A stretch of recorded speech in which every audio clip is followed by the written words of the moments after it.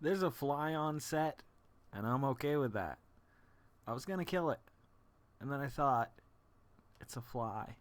Like, it doesn't have long to live, and you don't need to kill it. It's just annoying you. That's all. It's me that has the problem, not it. I'm Jason Oliveira. This is the Road to 40. I set up the backdrop tonight because I feel like when I do the nights that I want to talk about something a little serious, I feel like there's a little more focus and there's less chaos. Do you see him? That's him. Oh, geez, I think he knocked Dr. Carl Mitchin off of his perch. Right, Doctor? Stay. Yeah, did you see it? We actually got him on tape, on camera. We wouldn't have had that if I killed him. Not that that's super important, but I don't think it is, and I don't know why. Um, I'm here to challenge you tonight. It's not an ALS challenge. It's not anything crazy like that. I'm here to challenge you to live up to my motto. Now, you don't have to. I'm not a teacher. I'm not going to slap you on the wrist or give you an F if you don't do this. But I'm here to challenge you to do a few things. And one is to make someone smile tomorrow and to mean it, to really do it like a stranger, somebody you don't know, somebody that normally you might even feel uncomfortable talking with. Like, I challenge you to go out there and make that person smile tomorrow. Don't get yourself killed. I mean, don't walk into the hood. Not that the hood is a bad place. Trust me, I know. Paul Bunker, D-Word Ave. I steered very clear away from them growing up. But Ice Cube taught me enough. So, but seriously, like, I find myself, like last night, I was feeling sorry for myself because I don't have 1 million subscribers and I don't have 1 million view counts. I mean, but then I realized that's stupid. Like, I never did it for that. In the beginning, it was just people I was friends with. A few people had signed on. And, like, they only subscribed because I think I shared, like, some videos that they wanted to see or something like that. And then, for a while, I think I just let it get to me. Like, I do enjoy seeing more people watching these because this one is the kind of one I want not only my kids to see someday, but you guys to see now. Like, and I know most of the people are on here that I know are good people. They're good-hearted people and probably did a lot of these things already, and it didn't need to be reminded. And I don't want to be like I'm scolding anyone either. But the fact of the matter is, I think one of my talents in life, outside of being an artist, is communicating with people on a personal level and meaning it, not just like saying it, because that's an easy thing to do too. This is a hefty drink. This is my workout. I'm gonna put out a video sweating to the Russians or something. I don't know.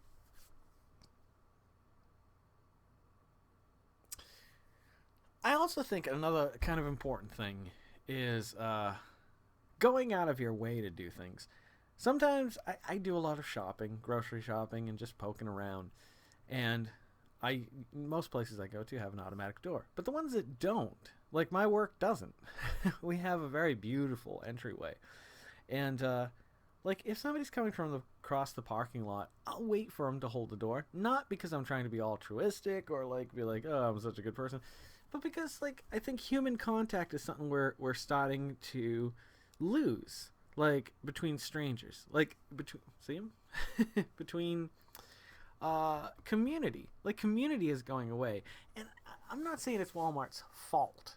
Like I wouldn't blame them. I mean, they had every right to establish and become a wonderful, prosperous business. However, to exploit people along the way to do it isn't acceptable. So that's something I'm really against. But I'm saying the sense of community is going away, and it's not just Walmart's fault. It's our own faults too. Like I think about what would I do if there were no technology? Now, there's two ways of looking at this too. It just goes away tomorrow, and you're like, where did it go? Or it never existed. Now, I can't really tell you how I would feel in that case or what I would be doing because I would have grown up with none of it. So to erase your memory of everything you've had, like, is nearly impossible. So I couldn't tell you. I'd probably be maybe a veterinarian or definitely doing more art. But as much as I love video games and movies and TV shows and stuff like that, you have to decide at some point like which is more important to you. This is a happy medium for me. I feel like before I go on here, I start to do my mental process of what I want to talk about. Also, I'm going to ask you this question. If you've watched this far, 5 minutes and 30 seconds in, what song would you like to hear played at your funeral and why? Ask yourself, or if you'd like to answer in the comments below. If you guys don't mind me talking about your comments too, I'll bring them up, because a lot of times I ask for you guys to just give me a question or give me something to talk about, and I follow up on it. But I never like get real personal with the comments sometimes, and I just think in the back of my head, I'm like, is that acceptable? I think it's acceptable. I think it's good. I think it's a good thing. It's encouraging.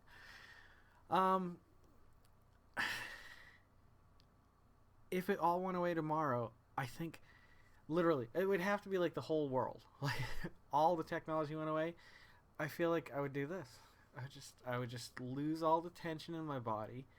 I'd be like, why did I need all that? Like, I'd be sad because I couldn't communicate with my friends that live, more than an hour away from here. That would be disappointing. But other than that, like, I would lose all my pictures and stuff. We'll just say they get converted to actual printed pictures. I went and I got pictures printed the other day. It's a secret. I can't really tell you too much about it. It has nothing to do with this. It's my wife's birthday coming up, and I don't want to give away anything. But I have a cool idea, and I can't wait to show you guys. I'll show you the night before her birthday so you can see what I came up with and see if it's worthy or not. I'm not worthy. Yeah, all day. Sometimes I stretch thinking about what I'm going to talk about. I'm going to move this. I apologize. This will be loud for a second. I find that I'm doing this so that I can get straight with the camera rather than doing this or whatever. I don't know. I did think of another idea, and I'm thinking about doing it, but I feel like it's a little negative, and I don't want to be negative, and I'm staying away from the politics and all that. That's going to be tough because we got some big elections coming up. However, teaching your kids to swear. I think I want to start doing a new segment called Teaching Your Kids to Swear. Properly, in parentheses. See, my kids learn to swear because Carol and I both have foul mouths. It's not me, it's not her, it's both of us equally have taught our kids some awesome words. Words that I love personally. Sadly, I wish they hadn't started saying them as young as they did, but I know that one day they will. And Grayson is homeschooled, so he's not sharing those words with anyone except his brother. I got to do an interview with his brother today. Oh, tragedy did strike. Let me give you just a little other part of my day today. We took the pool down from the backyard. It was like $110, $120 pool. And we got it on clearance at Toys R Us for $30. And I was just like, you know what? Normally I wouldn't do a pool, but the kids really like to swim. And my boss, Danny, he just sold his house, so he had a pool we used to go to like daily sometimes. And we set it up out front. I thought, well, at least we have some level ground out front. Nothing is level in this damn forsaken town. The whole front yard. Like, I started filling what I believed was level pool, and one side just filled up and just poured out, and that was it. Broke my heart. I really hope they could have swum in it again. If you've ever had, is that a word? An inflatable pool, though, and you move it from where it's been for at least a week, it's like a sewer and a garbage. What is that called? Landfill? Not a landfill. No, it's where do people, would they pick up your trash? Where do they bring it? To the junkyard. No, they don't bring it to the junkyard. Junkyards in my mind were always the same thing, but now junkyards are a whole different thing. Junkyards are kind of neat. You never know what you're gonna find in a junkyard, and I guess at the dump too. But I love not spending money on things. It hasn't helped us financially at all, but it's very freeing. Like, I love going to the Goodwill and finding like cool stuff. Like, I can look around me and okay, there's a keyboard stand here, or a monitor stand that you can slide the keyboard under, but I've got my tablet, my drawing tablet, my digital tablet underneath there. So I pull it out when I use it. I don't use it nearly half as much as I should because it's awesome. I've got a little crate, like a miniature milk crate right here, holding up a second monitor. Like, both of those came from Goodwill. The map I showed you last night came from Goodwill. Now, collectively, this is all maybe $5 thus far. There's a tray over here that holds all pens, pencils. Actually, it's holding about 100 and something sketches right now, all leaning like this. So they're all kind of curving. But it's fun to be able to not spend a lot of money and still find some neat stuff to play with. For a long time, I used to go to Target, their clearance section, which is very, very good. But I always end up with stuff I don't need. This stuff is all stuff that well, except for the Skyrim map. Everything else was stuff I needed. I like to have my monitors a little bit higher so that I still have a huge desktop. This is my father's desk. It goes all the way to the wall. So it's probably, I don't know, whatever that is. It's at least 2.5 feet deep. It's an old wooden desk and it's falling apart, and I'm gonna have to leave it. But I'm gonna keep everything I can off of this thing. The drawers and the top, definitely.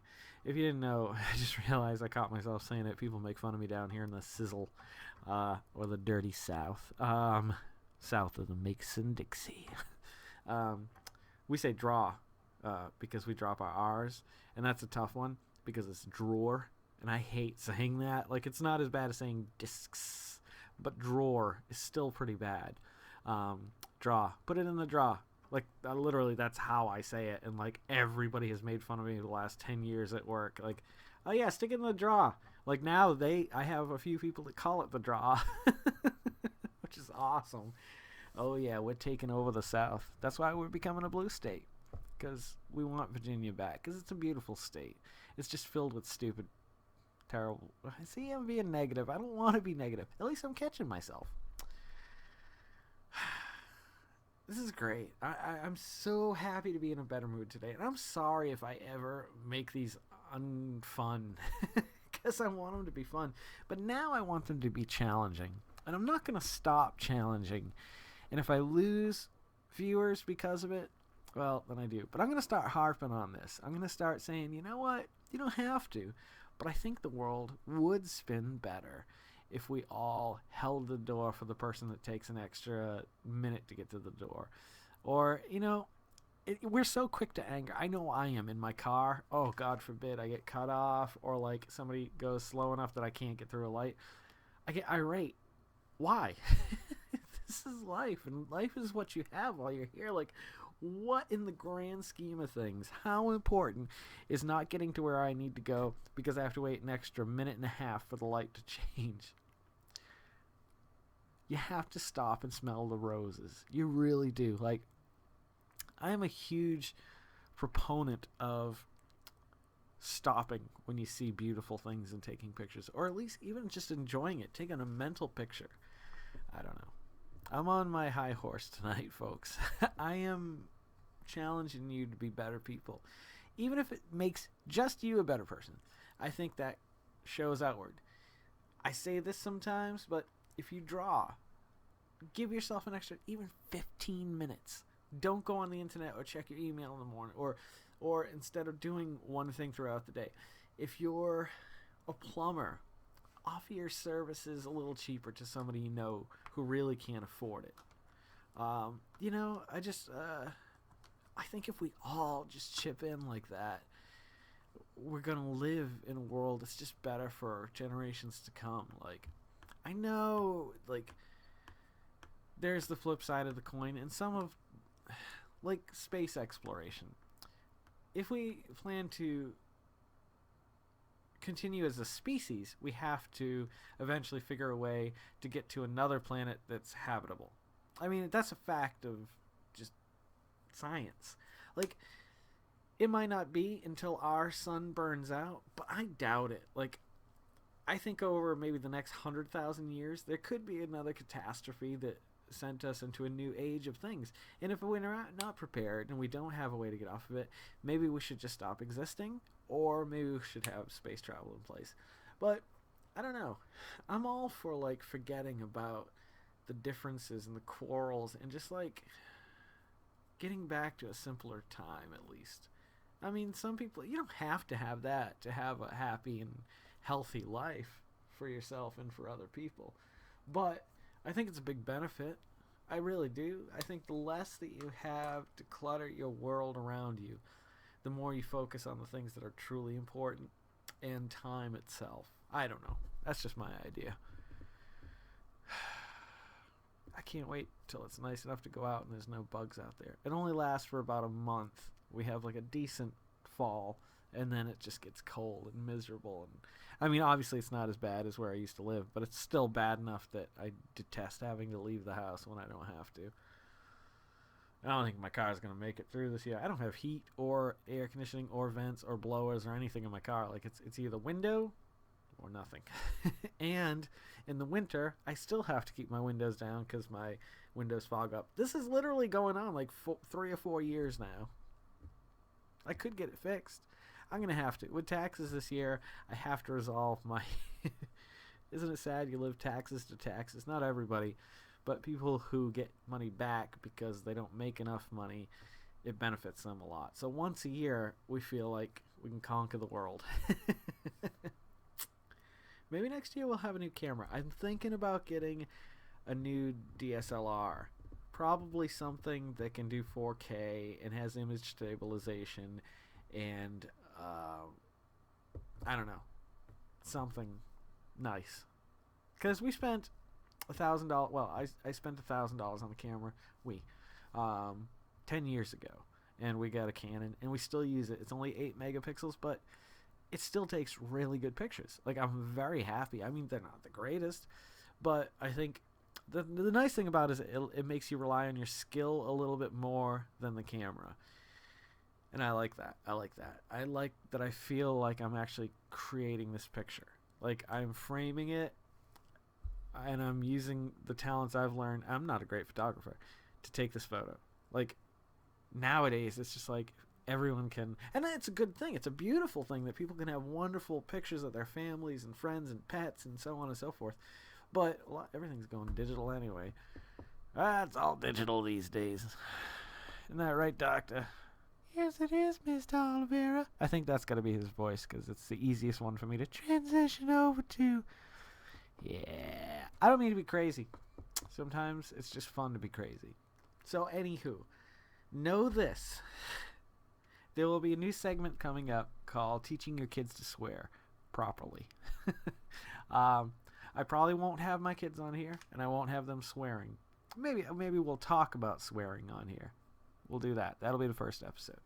And the proper technique for flipping the metal. Anywho, thanks, guys. I'm hoping this is a turning point. And if it isn't, like I said, this is for my kids. This is for you guys. This is for me. It's making me feel better. So if you're enjoying them like I'm enjoying them, then please subscribe. You know, I'm going to do these with or without viewers.